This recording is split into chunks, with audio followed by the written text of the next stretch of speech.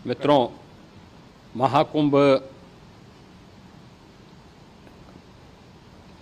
प्रयागराज का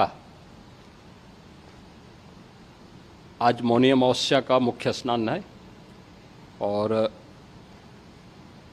कल सायंकाल 7 बजे से ही काफ़ी बड़ी संख्या में श्रद्धालुजन प्रयागराज पहुंच करके स्नान भी कर रहे थे और काफ़ी बड़ी संख्या में श्रद्धालुजन ब्रह्म मुहूर्त का भी इंतजार कर रहे थे। एक दुर्भाग्यपूर्ण हादसा इसी दौरान अखाड़ा मार्ग पर संगम के तट पर हुआ, जिसमें 90 से ज़्यादा लोग गंभीर रूप से या सामान्य रूप से घायल हुए। यह हादसा भारी भीड़ के द्वारा अखाड़ा मार्ग के बैरिकेडिंग्स को तोड़ने और उसके बाद उससे कूद करके जाने के कारण वहाँ पर हुआ है, जिसमें 30 के आसपास लोगों की दुखद मृत्यु हुई है। 36 घायलों का प्रयागराज में उपचार चल रहा है। शेष घायलों को उनके परिवार के सदस्य लेकर के चले गए हैं। घटना दुखद है, मर्माहत करने वाला है।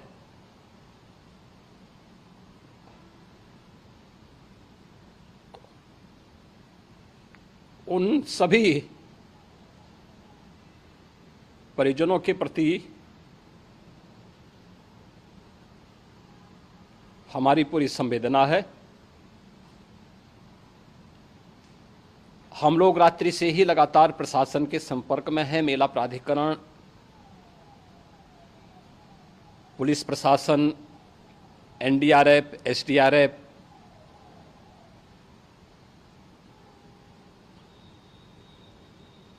और भी अन्य जितने भी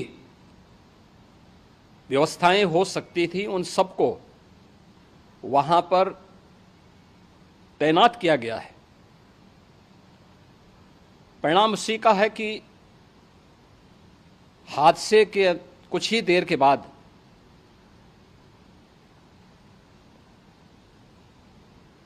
राहत कार्य को ग्रीन कॉरिडोर बना करके प्रशासन ने, पुलिस ने, एनडीआरएफ और एसडीआरएफ के स्वयंसेवकों ने सभी लोगों को हॉस्पिटल तक पहुंचाने का काम किया है। लेकिन दुर्भाग्य से इस दौरान ये मौतें हुई हैं।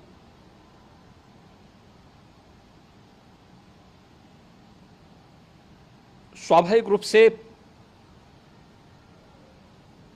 इन सब मुद्दों पर प्रश्न उठना स्वाभाविक भी है।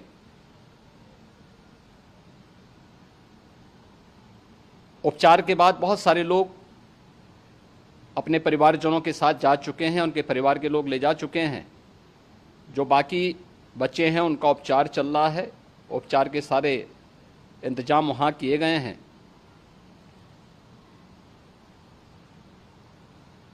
प्रेशर मौनी अमावस्या का ये मुख्य स्नान है महाकुंभ का, और बहुत ज़्यादा प्रेशर प्रयागराज में होने के कारण सभी प्रकार के मार्ग भी चौक थे। रात्रि से ही प्रशासन उन मार्गों को खुलवाने और स्थिति को सामान्य करने के लिए पूरी तत्परता के साथ लगा भी रहा।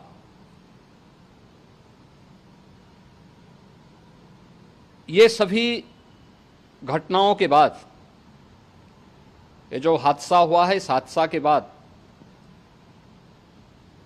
वहाँ पर अखाड़ों ने जो आज अमृत स्नान ब्रह्म मुहूर्त में 4 बजे से प्रारंभ होना था, मेला प्राधिकरण के अनुरोध पर उन्होंने स्थगित किया था। अपराह्न में अमृत स्नान प्रारंभ हुआ, जिसमें सभी अखाड़ों ने और अन्य जो सहयोगी संस्थाएं हैं उन लोगों ने इसमें भाग लिया। सभी पूज्य आचार्य महामंडलेश्वर भी इस अमृत स्नान में भागीदार बने। प्रयागराज में आज 8 करोड़ से अधिक लोगों का, श्रद्धालुओं का दबाव था। यद्यपि अगल बगल के जनपदों में मिर्जापुर, भदोई, प्रतापगढ़, फतेहपुर, कौशाम्बी, इन सभी जनपदों में भी होल्डिंग एरिया बना करके काफ़ी बड़े पैमाने पर श्रद्धालुओं जनों को रोका गया था, जिन्हें अमृत स्नान संपन्न होने के बाद, जब सभी अखाड़े स्नान संपन्न कर चुके हैं, उसके बाद अब वहाँ से रिलीज किया गया है। इतना भारी दबाव ये पहली बार वहाँ पर देखने को मिला था, और जिसके बारे में हम लोगों ने पूरे इंतजाम करने के प्रयास भी किए गए थे। रेलवे स्टेशनों पर, चाहे वह झूसी हो, चाहे वह प्रयागराज सिटी हो, प्रयागराज हो, फाफा मऊ हो, उन सभी पर लगातार दबाव बना रहा। रेलवे ने भी इस दौरान वहाँ के दबाव को ध्यान में रखते हुए मेला स्पेशल चलाई। रूटीन और मेला स्पेशल को मिलाकर के लगभग 300 से अधिक ट्रेन रेलवे के द्वारा अब तक चलाई जा चुकी हैं, और जिससे श्रद्धालु जनों को उनके गंतव्य तक पहुंचाया जा सके। उत्तर प्रदेश परिवहन निगम ने भी अपनी 8000 से अधिक बसेज श्रद्धालु जनों को उनके गंतव्य तक पहुंचाने के लिए लगाया हुआ है, और जिससे उन सबको सुरक्षित उनके घरों तक पहुंचाया जा सके। दिन भर स्मूथली, बहुत ही सुगमता के साथ पूरा स्नान इसके बाद हुआ है, जिसमें पूज्य शंकराचार्य, आचार्य महामंडलेश्वर, वरिष्ठ संतजन और सभी अखाड़ों ने इसमें पूरा सहयोग भी किया और पूरे कार्यक्रम को सकुशल संपन्न करने में अपना योगदान भी दिया है। ये सभी घटनाएं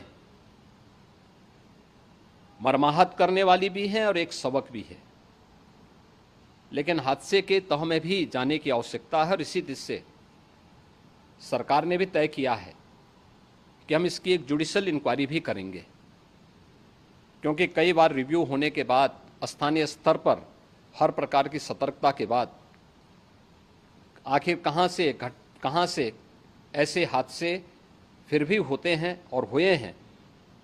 इसके लिए हम लोगों ने न्यायमूर्ति हर्ष कुमार के नेतृत्व में पूर्व डीजी श्री वीके गुप्ता और retired IAS Shri DK Singh, इन 3 सदस्यीय जुडिशियल कमीशन को भी इसके लिए गठित किया जा रहा है। इन सभी अन्य कार्यों के साथ साथ हम लोगों ने वहाँ की पूरी घटना पर आज पूरे दिन भर एक एक घटना को लेकर के मुख्यमंत्री का जो कंट्रोल रूम था, उस कंट्रोल रूम से भी, चीफ सेक्रेटरी के कंट्रोल रूम से भी, डीजीपी के कंट्रोल रूम से भी लगातार इन चीज़ों की मॉनिटरिंग की जाती रही। दिन भर बैठक चली है और लगातार एक एक घटना को लेकर के वहाँ पर प्रशासन के साथ संवाद भी रहा है, विभिन्न अखाड़ों के साथ संवाद रहा है, अन्य संतों के साथ भी दिन भर हम लोग संवाद बनाते रहे हैं। प्रातःकाल से ही आदरणीय प्रधानमंत्री जी का, माननीय गृह मंत्री जी का, माननीय राष्ट्रीय अध्यक्ष जी का, अन्य तमाम केंद्रीय मंत्रियों का, माननीय रेल मंत्री जी का, प्रदेश की माननीय राज्यपाल महोदया का भी इस संबंध में बराबर आवश्यक दिशा निर्देश भी और मार्गदर्शन भी प्राप्त होता रहा। इसको लेकर के यहाँ पर सरकार ने उसे नीचे मजबूती के साथ उतारने का कार्य करने का प्रयास किया। घटना अत्यंत दुखद है। मृतकों के प्रति मेरी विनम्र श्रद्धांजलि है। जितने भी मृतक के परिजन हैं, उन सभी परिवारजनों के प्रति जिन्होंने अपने परिवार के सदस्यों को खोया है, मेरी संवेदनाएं हैं। विनम्र श्रद्धांजलि उनके प्रति संवेदना मेरी है।